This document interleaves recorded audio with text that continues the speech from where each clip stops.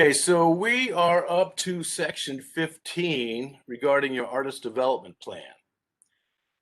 So today we're going to be talking about section 15, the very end of artist development, and that is preparing for product development. So preparing for product means preparing to license. That means taking your songs and being able to license them for use to others. And if you're in a band, okay, you're licensing it to your band. If you're trying to get it into a TV show or an ad or a movie, that's licensing. Also, part of your preparing for product development is preparing to perform, getting gigs. Part 3 would be preparing to record. And part 4 is preparing for merchandising. So those are the 4 mini parts that go into your artist development plans, section 15. And as I'd mentioned to you before, plan your work and work your plan. So you need preparation. That's why we've been going through this artist development stuff in the first place. The last thing you need to do when an opportunity comes knocking at your door is to say, hold on a minute, let me go fix something. I'll be right back. And when I get back, we can continue with this opportunity. Good luck with that. Monkey's dead, show's over. So the opportunity arises, you have to be prepared. Success needs preparation. So when the door of opportunity opens, you're prepared to run through it. So you better have your shoes on and your laces tied, or you're going to fall flat on your face once you get through the door. The whole point here is to be able to succeed in the business, and that's why you're putting time and effort into making your artist development plan a success story. Okay, so preparing for product development. We have a strategy, we have a execution, we have a budget, and we have a development team. So these are the 4 decisions that have to go into all of your preparation for product development. We've been putting together all the parts that go to make this work for you. However, you have to make the step yourself. You have to take the next step in order to start getting into product development. Now, this section isn't about product development. It's about preparing for product development. So just be aware of that. Product development is actually gigging or recording or merchandising or actually doing the licensing through publishing and so forth. This is just getting prepared for all of that so that you're ready to gig, you're ready to record, you're ready to get into the nitty-gritty of making money in the industry. So for each one of those, you have to come up with a strategy, an execution, a budget, and a team. Okay, so preparing for product development means you have to think about your idea. Okay, we want to do a gig. Okay, we want to do some recording. Okay, we want to license or merchandise. Okay, so you come up with the idea. Then you're going to start thinking about the plan. Okay, well, what's the plan for each one of these? Okay, what songs are we going to perform if we get a gig? What songs are we going to record when we get into the studio? What songs are we going to license? And what products are we going to merchandise? And then for each one of those plans, you're going to need to take an action to make it work for you. So the action is where you actually put the idea into motion. Got the idea, you work the plan, and now you take action. Without the action, nothing will happen. So you've got to be able to do the action on each one of these. So here's an interesting little saying by Benjamin Franklin. By failing to prepare, you are preparing to fail. That's why we're doing artist development. It is preparing for product development. So we're going to be thinking about this as we go through these steps. Prepping for product development. taking your profits, looking at your losses, buying certain things in order to make things happen, selling certain things to make things profits for yourself, and all these, roll the dice. Okay, well, let's move on. Preparing for product development, recording, preparing to record. One of the primary areas of product development is that of recording. We just talked about performing, we talked about merchandising, we talked about licensing, but this section is about preparing to record. And just remember, artists should not attempt to complete any product development issues prior to completing all of their artist development plan. When an artist reviews the artist development plan, it becomes apparent that all the detail of preparing to record or perform has been identified. For example, look at the catalog of songs that the artist has. These are the only possible songs for an artist to perform or record. Look at your catalog. I gave you guys a song spreadsheet catalog. That's where you can look to see what you're going to be using. Look at the catalog. It's called Song Catalog XLS file. I believe it was in Module 2. If an artist adds another song to the catalog, that part of the artist development plan should be updated. Preparation is the most crucial step in making a recording, and it all goes on before the artist sets foot into a recording studio. Pre-promotion, pre-promotion, pre-promotion. We'll talk more about that. After the artist has decided to make a recording, they need to sit down and outline the project.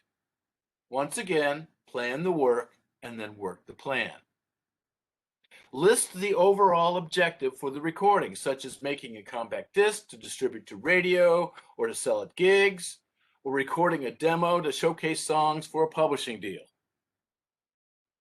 It's best to have a clear vision for what you are going to do with the recording before starting to record. Producing a recording is like taking an audio snapshot of an artist's sound at a given moment in time. It's really a time capsule. When you go back and listen to a recording that you did a year previously, you will see that it was capturing a moment in time of the artist. Or just pick out your favorite artist and go back to their early recordings. You'll see a big difference between then and now, hopefully. Since it can be expensive to make a quality recording, it's important for the artist to recognize that very likely they will be using these recordings to represent themselves for a long time. What does that tell you? Quality, quality, quality. The better prepared an artist is before entering the studio, the more fun they'll have making the recording and the better it will sound. The fun attitude will reflect in the musicianship and ultimately the recording itself. When it comes to making a recording, an artist has a lot of big decisions to make that will influence the way the end product sounds. In other words, the more an artist does to prepare before the record light comes on, the more enjoyable the process and the more quality the product will be. Did I mention pre-production? Yes. So if you're going to be in the studio for a week, I would recommend that you pre-production work. You do all of that for many weeks ahead of time. Pre-production is everything that is done before an artist enters the recording studio. This includes song selection, arrangement ideas, rehearsing, scheduling session musicians, and securing a recording studio and an engineer. Pre-production, then production, and then post-production. Of the three, the most time is going to be put into pre-production. Pre-production is the task that should include preparing the artwork as well as lining up possible duplication house to mass produce the finished master, if the recording is being released on a hard copy or compact disc. Now, for those of you who are in my independent record class, I don't recommend doing hard copies. I recommend digital copies until the point where the artist is making enough money or the demand is of such magnitude that they have to go to hard copy. Otherwise, you're going to end up with a whole bunch of CDs in your garage or basement that are not selling, or they sell a little at a time. I don't recommend it. You've got better things to do with your money. The amount of work in pre-production is easily double that of the actual recording session, especially if the artist has never done this before. However, there is someone who can help make this process much more effective and significantly simpler: the producer. If you're wondering whether or not a producer is a good idea for your project, then it's important to understand what a producer offers in the first place. In a word, it's experience. Let's assume the upcoming project is your first, second, or even third independently released recording. This means that the artist's studio experience is comparatively limited next to a producer who may have completed dozens of projects. In other words, a producer has spent significant time becoming an expert at something that's still relatively new to an artist. With this production experience comes a variety of skills that the producer will use to help the artist with a polished, professional-sounding project.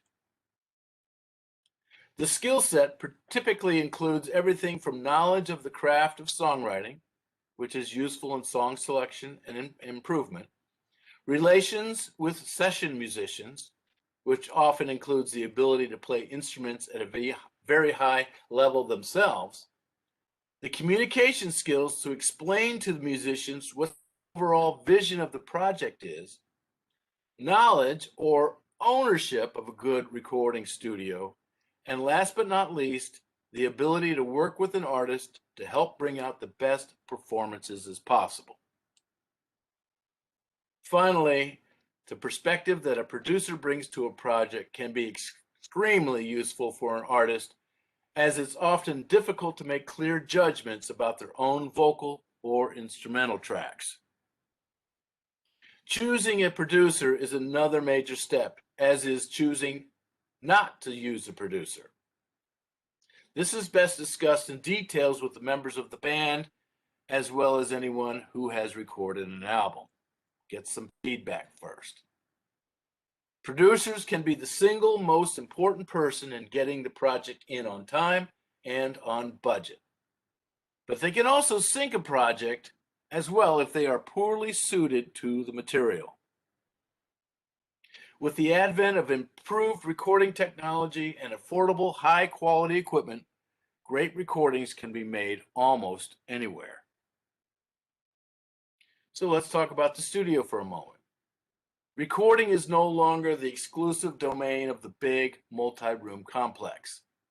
That being said, there are a few things an artist should consider before choosing a studio for their project. First and foremost is sound quality. Ask the studio owner or engineer for a demo of something that's been recorded in the studio before. The artist should even be more specific with their inquiries. For example, the artist should ask that the music on the demo be in the style of the project that they are planning to record. In other words, if the artist is planning on recording country music, it doesn't matter if the studio has a great sounding R&B demo. An R&B demo may not necessarily translate into a great sounding country recording. Secondly, make sure that the space is comfortable where the artist will be working. Although working in a big, beautiful studio can be inspiring for some, it can be intimidating for others. And lastly, don't forget to ask about any and all fees. The obvious one would be the hourly rate, but it's important to ask the owner or engineer what other charges that may be incurred. This can be everything from a separate engineer charge, cost of burning CDs, and even separate charges for certain pieces of studio equipment. A studio ought to be able to give you a decent estimate of what your overall project could cost. Some studios simplify the process even further by providing an all-in project fee that is decided up front. It's always better to know all of this at the beginning of a project so that there are no unpleasant surprises when it comes time to pay. So, preparing to record. Practice the tune to a metronome and note the setting. Remember that in the studio, even if it's an inexpensive one, time is money, and the less time spent on cutting the basic tracks provides more time for other parts of the recording process. Put new strings on the guitar. Okay, I know this is no-brainer, but you would be surprised how many novice musicians are clueless to this. With that in mind, perhaps changing the battery in the preamp is prudent. Number 3, have a firm idea of how the song is arranged.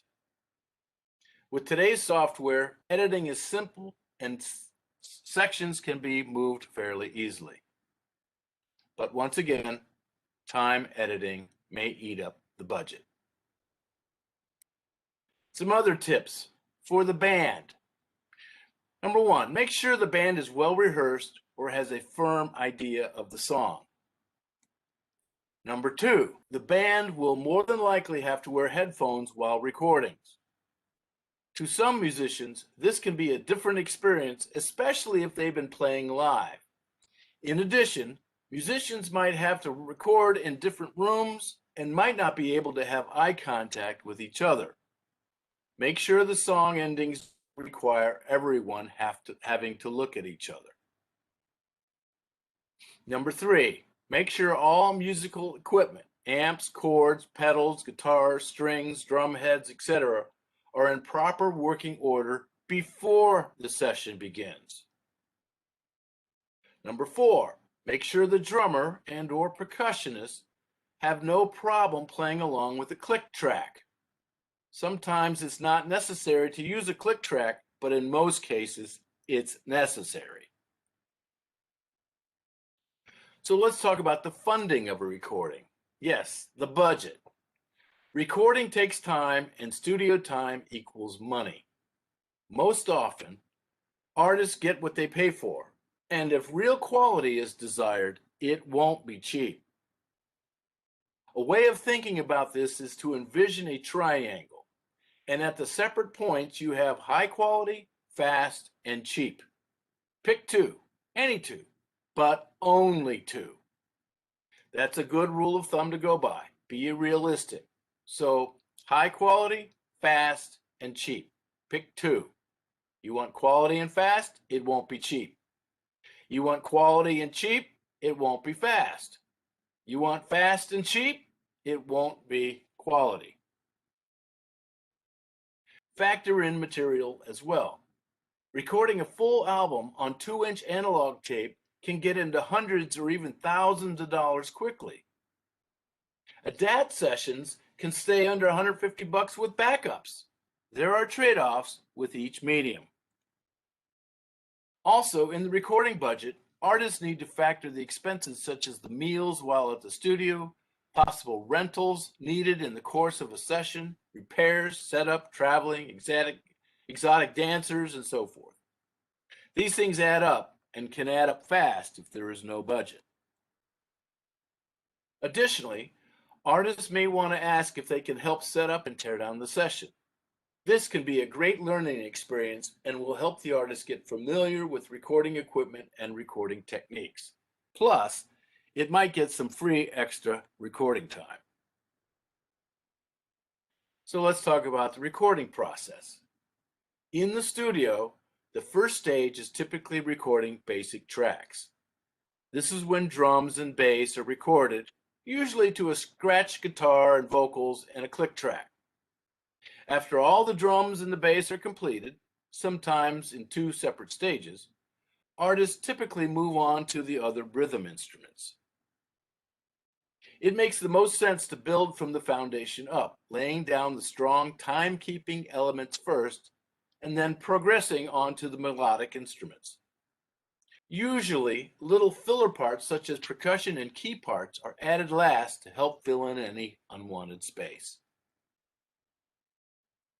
For singer-songwriters, the entire process might be recording the guitar and vocal live or whatever combination of instruments performed. Once basic tracks are recorded, additional parts are overdubbed, meaning they are played to existing tracks. Again, progressing from the strong time-keeping parts to the more melodic parts is always best. Recording the main melody line, often a lead vocal, is best done with the tracks completed as much as possible. This gives the singer the best possible chance of developing the emotion everyone has worked into the track. After all the tracks are recorded, a cursory check should be done on a rough mix to make sure everything is complete and correct. Often, engineers and producers will perform a few final edits, create composite tracks of vocals and leads, and then prep for editing and mixing. Mixing is the stage where all the elements are combined to deliver the final track.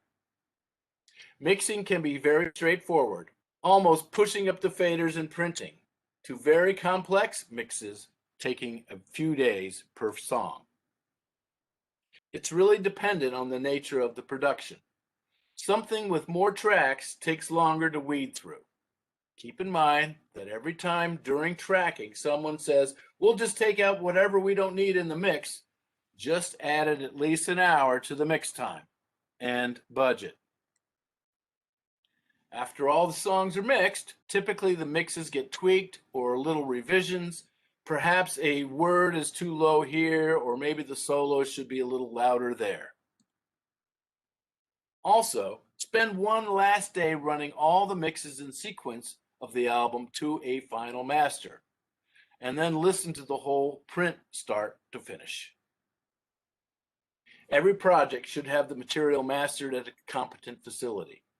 Oftentimes, this last step is the biggest difference between albums of similar scope and budget. By not skimping on this final crucial step, you can present your material at its very best. Finally, keep distractions to a minimum. Number 1, shut off your cell phones. Number 2, don't bring any unnecessary people into the studio. Number 3, don't bring in drinks or food into the control room or the studio. Number 4, keep the band chit-chat down while in the control room. It makes it tough to hear. So in this section of your artist development plan, you're preparing for recording. So what I'd like you to do, the plan for recording is, and then write your plan.